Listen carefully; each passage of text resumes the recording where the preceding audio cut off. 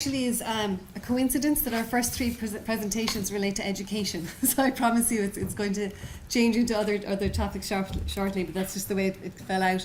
Our next speaker is Simon Creane, who's completed his degree in DCU a number of years ago, the BSc in Science Education, and then he worked for 10 years as a teacher. During that time, he also did the Masters in Education and Training Management, which is a DCU degree. He's based and funded through the International Centre for E-Innovation and Workplace Learning.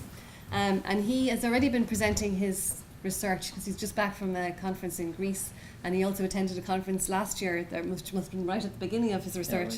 Yeah, so he's taken this approach of needing to develop communications and getting the message out very seriously. So, Simon, thanks.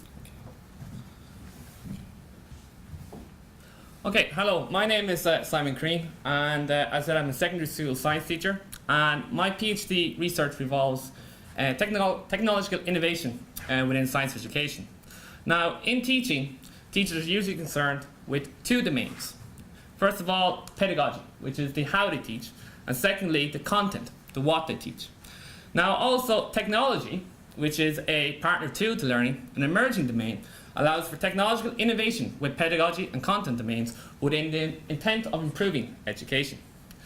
Now, I'm interested in how emerging technology can be used to support, augment, and enable immersive learning, augmentative learning, and fun learning that engages students in science learning.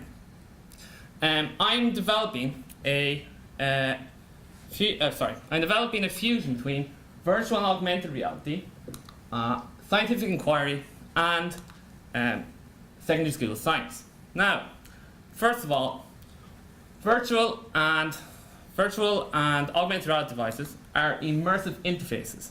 Now, what is that? That's a system that generates a three-dimensional image which appears to surround the user, i.e. you.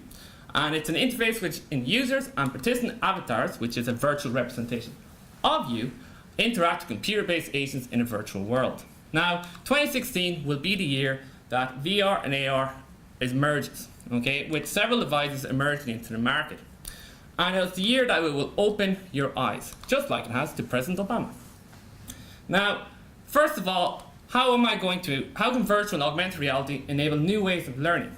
Well, while VR is visually immersive, science education requires tactile learning, okay?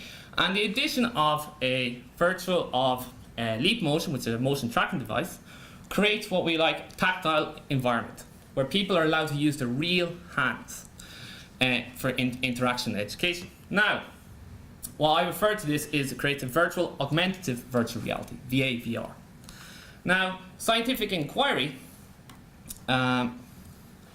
refers to two things. Scientific inquiry and science by inquiry refers to two key skills. First of all, it's the abilities necessary to do scientific engagement. And secondly, it's understanding of scientific inquiry. Okay? Now, why is this very important? Well, first of all, it's very important to develop these skills in students because these are skills that scientists use to study the natural world. My concern is that these are not being implemented in the classroom. Now, what are the essential features of scientific inquiry? Refer to question, evidence, analyze, explain, connect, communicate, and reflect, as they were established by National Science Education Standards in 2000, and they're reimagined in a European context by EU Pathway, and then following on from that by Inspiring Science. By Inspiring Science. Now, my concern is that these are not being implemented in the classroom. So, how can this happen within a virtual augmented reality? Well, it defines, first you need a reimagining, and this requires Pathway's essential features of scientific inquiry have to be reimagined for a VA/VR learning scenario. And this, how we would do this is where you create a tactile interface for students to implement scientific inquiry. Now, lastly, we have secondary school science. Now, secondary school science, how can content be enhanced? Well, what we have is scientific inquiry creates an interactive environment where students actively explore science content. Now, this is dependent on do you have the processing tools to use it, the investigating tools.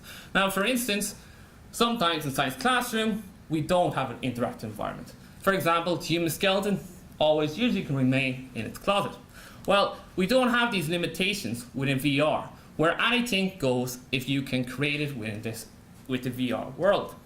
Now, and in my research, I'm interested in looking at how we can do that, implement that with the skeleton.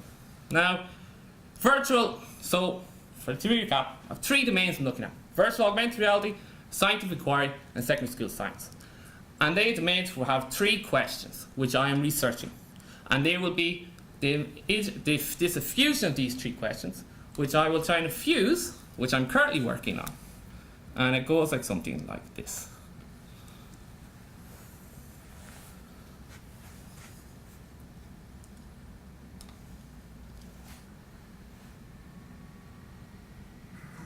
As you can see, it's still a work in development, but it's one in which I think new learning is very possible and the future of education.